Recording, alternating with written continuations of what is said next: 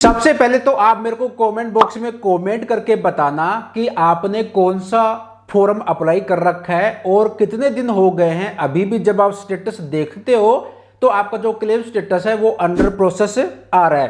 Please यार comment box में comment करके जरूर बताइएगा, मैं वेट कर रहा हूं आपके कमेंट का। कर लेते हैं थोड़ा सा वेट। चलो आप कमेंट करो, तब तक वीडियो को आगे कंटिन्यू करते हैं, मेन मुद्दे की बात करते हैं। जैसा कि आप सभी को पता ही होगा कि ईपीएफओ भी कहता है कि अगर कोई पीएफ मेंबर एडवांस में या फिर पूरा पीएफ का पैसा फिर मंथली पेंशन के लिए अगर फॉर्म अप्लाई करता है, फॉर्म 31 हो गया, 1910C हो गया, 10D हो गया, 10C स्कीम सर्टिफिकेट के लिए अप्लाई करता है, तो मिनिमम 7 दिन से लेकर मैक्सिमम 20 दिन के अंदर उसका जो क्लेम है वो सेटल कर दिया जाता है। बट मेरे को कमेंट आते हैं कि प्रदीप भाई कहते हैं कि हमें जो है महीना हो गया, 1.5 महीना हो गया, 30 दिन हो गए, 22 दिन हो गए, अभी तक हमारा जो क्लेम जो है ना वो अंडर प्रोसेस है। और इसके ऊपर मैंने कई बार वीडियो भी बनाई है और आपको बताया भी है कि ईपीएफओ का जो सिस्टम है ना इतना घटिया सिस्टम है।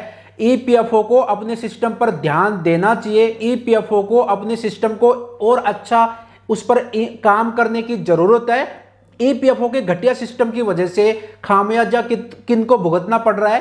पीएफ मेंबर को भुगतना पड़ रहा है, क्योंकि अगर किसी पीएफ मेंबर को जो है पैसों की जरूरत है, अर्जेंट उसको पैसे चाहिए, अगर कुछ बीमारी के लिए, घर का मरम्मत कराना है, कंस्ट्रक्शन कराना है, किसी भी चीज के लिए अगर पैसे चाहिए, तो जब वो एडवांस में पीएफ का पैसा निकालने के लिए फॉर्म 31 अप्लाई करता है, तो जब उसको पैसों की जरूरत होती है तो उसका क्लेम जो है टाइम पे समय पर जो है सेटल नहीं होता, महीना लग जाता है, 1.5 महीना लग जाता है। और खामियाजा इनके सिस्टम की वजह से खामियाजा किसको भुगतना पड़ रहा है? पीएफ मेंबर को। और आपने देखा भी होगा आए दिन ईपीएफओ का जो यूएन मेंबर का पोर्टल है और जो पासबुक का पोर्टल है वहां पर दुनिया भर के नई नई प्रॉब्लम चलती भी रहती है। कभी क्लेम स्टेटस दिखाता ही नहीं है, कभी जो है जावा का एरर आ गया, कभी जो है आधार अथेंटिकेशन का एरर आ गया, कभी ओटीपी नहीं जाता, मतलब दुनिया भर की जो है प्रॉब्लम चलती है। अब बात करते हैं मेन मुद्दे की। अगर आपने एडवांस में या फिर पूरा पीएफ का पैसा निकालने के लिए फॉर्म 1910C या फिर 3110C स्कीम सर्टिफिकेट के लिए फॉर्म अप्लाई किया है और अभी आपका जो क्लेम है अंडर प्रोसेस आ रहा है, कई दिन हो गए हैं, तो इसका क्या कारण है? किस वजह से ये जो है क्लेम सेटल होने में जो है देरी हो रही है? आप सभी पीएफ मेंबर्स के लिए जो है बड़ी खबर निकल के आ रही है, बड़ा अपडेट निकल के आ रहा है। चलिए वीडियो में आगे बढ़े उससे पहले मैं आपको बता दूं कि सबसे पहले लेटेस्ट अपडेट अगर आप पाना चाहते हैं तो टेलीग्राम चैनल को जरूर ज्वाइन कीजिए। वीडियो के डिस्क्रिप्शन में आपको लिंक मिल जाएगा। जब भी कोई नया अपडेट आता है सबसे पहले मैं टेलीग्राम पर जो है प्रोवाइड कर देता हूं। और नए हैं, आगे इस तरह की टेक्निकल हेल्पफुल नॉलेज वीडियो पाना चाहते हैं तो चैनल को जरूर सब्सक्राइब कीजिए। अब देखिए ईपीएफओ की तरफ से जो बड़ा अपडेट निकल के आ रहा है, जो बड़ी खबर निकल के आ रही है ना क्लेम सेटलमेंट को लेकर, वो क्या आ रही है मैं आपको पहले जो है मीडिया रिपोर्ट्स में भी ये खबरें निकल के आ रही है, मैं आपको दिखा देता हूं। देखिए सबसे पहले तो यहां पर आप देखेंगे हिंदुस्तान टाइम्स ने लिखा है delay in claim settlement due to EPFO IT crisis, यानी कि ईपीएफओ का जो आईटी सिस्टम है उसकी वजह से जो है क्लेम जो है सेटलमेंट होने में देरी हो रही है। और यहां पर आप देखेंगे हिंदुस्तान यहां पर लिखता है कि ईपीएफओ ने क्लेम सेटलमेंट में देरी के लिए आईटी को ठहराया जिम्मेदार, ईपीएफओ ने लिखा सरकार को पत्र, यानी कि ईपीएफओ ने मान लिया है, खुद स्वीकार कर लिया है कि उनका जो आईटी सिस्टम है ना वो इतना घटिया है, इतना बेकार है, जिसकी वजह से क्लेम सेटलमेंट करने में जो है देरी आ रही है। यहां पर आप देख सकते हो काफी सारे मीडिया रिपोर्ट्स ने ये खबरें लगाई हैं। इसके साथ साथ यहां पर देखिए एबीपी लाइव ने भी लिखा है कि क्यों हो रही है पीएफ क्लेम सेटलमेंट में देरी, ईपीएफओ ने बताई हैरान करने वाली वजह। भाई बिल्कुल हैरान करने वाली बात है, ईपीएफओ ने आखिरकार बता ही दिया, सामने आ ही गया कि किस वजह से आपके जो क्लेम जो सेटल होने में देरी होती है किस वजह से होती है, बात करेंगे। उससे पहले यहां पर और देख सकते हो, यहां पर द हिंदू लिखता है EPFO IT system collapsing software crashing wasting of time officers said SOS to centre. और यहां पर देखिए, और इसके साथ साथ यहां पर देखिए टीवी यहां पर 99 ने भी लिखा है, यहां पर देख सकते हो। यहां पर आपको मैं दिखा देता हूं, यहां पर देखिए स्टोरी लगाई है पीएफ क्लेम सेटलमेंट में क्यों हो रही है देरी, ईपीएफओ ने बताया कारण। और यहां पर बताया कि यहां पर क्लेम सेटलमेंट में हो रही है देरी क्योंकि इनका जो आईटी सिस्टम है ना वो बेकार है। ईपीएफओ एक सीनियर अधिकारी ने कहा कि काम का दबाव बढ़ गया है क्योंकि सॉफ्टवेयर अपडेशन के कारण कई तरह से जो है यहां पर दिक्कतें आ रही हैं। अब चलिए मेन मुद्दे की बात करते हैं। यहां पर मैं आपको बता देता हूं, देखिए यहां पर ईपीएफओ ने क्लेम सेटलमेंट में देरी के लिए आईटी को ठहरा जिम्मेदार, ईपीएफओ ने लिखा सरकार को पत्र। अब यहां पर देखिए, एम्प्लॉय प्रोविडेंट फंड ऑर्गेनाइजेशन यानी कि इन न्यूज मीडिया रिपोर्ट्स की माने तो एम्प्लॉयज ईपीएफओ के वरिष्ठ अधिकारी का कहना है, ध्यान से सुनना, ईपीएफओ के वरिष्ठ जो सीनियर अधिकारी हैं उनका कहना है कि उनके ऊपर काफी दबाव है। जब से ईपीएफओ ने एनुअल अकाउंट का मैनुअल अपडेशन का रुख किया है तब से काम का बोझ बढ़ गया है। अधिकारियों का कहना है कि सॉफ्टवेयर की बढ़ती समस्याओं की वजह से, जो इनका सॉफ्टवेयर है उसकी बढ़ती हुई समस्याओं की वजह से क्लेम सेटलमेंट में देरी होती है। पहले इसके लिए 30 दिन का समय था, अब 20 दिन का समय होता है। किसी वजह की देरी होने पर अधिकारियों को जिम्मेदार ठहराया जाता है।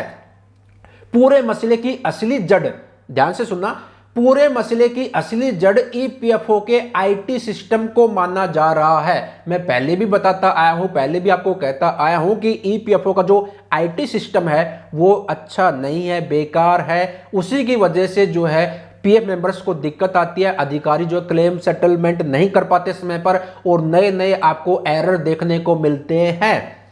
अधिकारियों का कहना है कि आईटी सिस्टम बिल्कुल बेकार हो चुका है।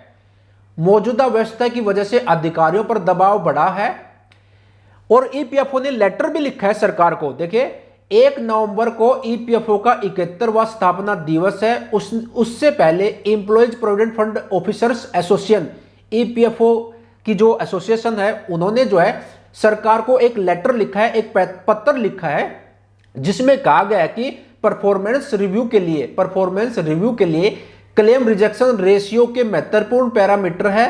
पत्र के अनुसार इसे बिना बेहतर सॉफ्टवेयर के नीचे नहीं लाया जा सकता। जैसा कि आप सभी को पता ही होगा कि ईपीएफओ का जो हेड ऑफिस है बीकाजी कामाप्लिस, उसकी तरफ से समय समय पर जो है ईपीएफओ के जितने भी क्षेत्रीय कार्यालय हैं, जितने भी रीजनल ऑफिस है, उनको जो लेटर जारी किया जाता है, उनको कहा जाता है कि भाई क्लेम जो रेशियो है जो आप रिजेक्ट करते हो या पर समय पर क्लेम नहीं करते हो तो उसको आप कम कीजिए, जल्द से जल्द क्लेम सेटलमेंट आप कीजिए। रिजेक्शन का अगर बार बार आप किसी का क्लेम रिजेक्ट कर रहे हो तो बार बार मत कीजिए, एक बार ही कारण जो है उसका बता दीजिए। और यहां पर बताया है कि अगर सिस्टम को ठीक नहीं करेंगे, अच्छा नहीं बनाएंगे, बेहतर नहीं बनाएंगे तो जो है जो क्लेम रिजेक्शन का जो रेशियो है उसको ठीक करना बहुत मुश्किल हो जाएगा। लेटर में कहा गया कि मौजूदा समय में ईपीएफओ जीआईजीओ प्रिंसिपल पर काम कर रहा है। आईटी की भाषा में जीआईजीओ का गलत इनपुट का नतीजा गलत आउटपुट होगा। हिंदुस्तान टाइम्स ने इस लेटर को देखा है। पिछले कुछ सालों में बदतर हुई व्यवस्था। एसोसिएशन ने अपने लेटर में कहा कि हम सॉफ्टवेयर के बुनियाद ढांचे से जूझ रहे हैं। पिछले 2 से 3 सालों के दौरान यह बद से बदतर हो गया है। पत्र में कहा गया कि हमारा पुराना सॉफ्टवेयर जो कि क्लेम सेटलमेंट की रीड है उस पर दबाव इतना बढ़ गया है कि रोजाना का काम भी ठीक से नहीं कर पा रहा है। एसोसिएशन के महासचिव सौरव स्वामी कहते हैं कि बदले हुए नियमों के अनुसार अब 20 दिनों के अंदर ही दावों का निपटान करना होता है। ऐसा ना करने पर अतिरिक्त ब्याज के साथ भुगतान करना होता है, जिसके लिए अधिकारियों को जिम्मेदार माना जाता है।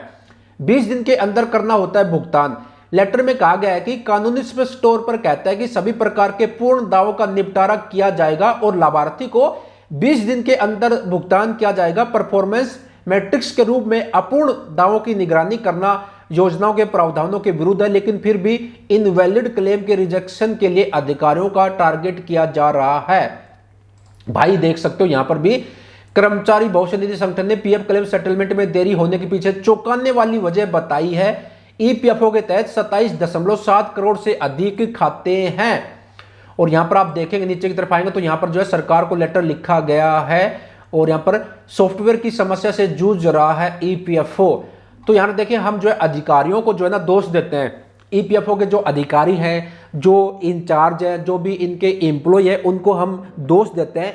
बट असली दिक्कत क्या है, जो ईपीएफओ का जो सिस्टम है उसमें दिक्कत है। और मैं समय समय पर आपको कहता भी आया हूं, ईपीएफओ कहता है कि 20 दिन के अंदर अंदर क्लेम सेटल होना चाहिए, बट अभी भी काफी सारे ऐसे मेंबर्स हैं, ये जो वीडियो देख रहे हैं उनका 20 दिन से ज्यादा हो गया है, क्लेम अब तक क्लेम जो है सेटलमेंट नहीं हुआ है। आप भी उनमें से हो या फिर नहीं हो, कमेंट बॉक्स में कमेंट करके जरूर बताना। तो ये एक बड़ा अपडेट निकल के आ रहा है, मीडिया रिपोर्ट्स में जो है खबरें निकल के आ रही है। इन मीडिया रिपोर्ट्स की माने तो जो है ईपीएफओ के अधिकारियों ने साफ साफ क्लियर कर दिया है कि ईपीएफओ का जो आईटी सिस्टम है वो बेकार है, उसको ठीक करने की, इंप्लीमेंट करने की, उसमें जो है बदलाव करने की काफ़ी ज़्यादा ज़रूरत है, तभी जाके जो है क्लेम सेटलमेंट का जो रेशियो जो गिरा हुआ है कि भाई टाइम पर जो है क्लेम सेटल नहीं हो रहे, वो ठीक हो सकता है। और मैं भी आपको कहता आया हूं, आप भी अगर मेरे साथ जुड़े हुए हैं, टेक्नोलॉजी यूट्यूब चैनल को सब्सक्राइब कर रखा है, तो आपको भी पता होगा कि ईपीएफओ का जो यूएन मेंबर का जो पोर्टल है या फिर जो पासबुक का जो पोर्टल है, वहां पर आए दिन कुछ ना कुछ महीने में 10 से 15 जो है 15 बार कुछ ना कुछ प्रॉब्लम आती रहती है। कभी सिस्टम जो है, कभी वेबसाइट ही नहीं चलती, कभी जो है पासवर्ड जो है डालते तो इनवैलिड बता देता है, कभी जावा का एरर आ जाता है, कभी कुछ। तो ईपीएफओ को जो है अपने सिस्टम को इंप्लीमेंट करने की जरूरत है, अपडेट करने की जरूरत है। और ईपीएफओ को बाकी जो दूसरे जो बोल सकते हैं जो संस्थाएं, उनसे सीखने की जरूरत है कि कैसे जो है अपने सिस्टम को अच्छा इंप्लीमेंट हम कर सकते हैं। कभी आपने सुना है कि बैंक की वेबसाइट क्रैश हो गई है ना, या फिर जो है अभी वर्ल्ड कप चल रहा है तो जो ऐप है ना, वहां पर कितने करोड़ों में लोग जो है लाइव देखते हैं, वो कभी क्रैश होती हुई आपने देखी है? नहीं देखी, क्योंकि उन्होंने अपने सिस्टम को इतना अच्छा मजबूत बना रखा है, उनमें कभी प्रॉब्लम आ ही नहीं सकती। और सबसे अच्छी खास बात मेरे को एक और ये लगती है, बाकी दूसरे जो संस्था है उनकी, जैसे बैंक है, तो बैंक अपनी वेबसाइट पर अपने सिस्टम में जो भी कुछ अपग्रेड करता है, कुछ बदलाव करता है ना, तो वो उनके जो कस्टमर रहते हैं ना, उनको मैसेज दे देता है, मैसेज के माध्यम से बता देता है कि भाई मेंटेनेंस का काम चल रहा है, या फिर उनकी वेबसाइट पर आ जाता है कि भाई इस समय से लेकर इस समय जो है मेंटेनेंस का काम चल रहा है, तो वेबसाइट पर जो है लॉगिन का जो ऑप्शन है या फिर जो भी है, ये फैसिलिटी अवेलेबल नहीं रहेगी। बट ईपीएफओ जो सरकारी संस्था है, वो कभी भी नहीं बताती मेंबर्स को,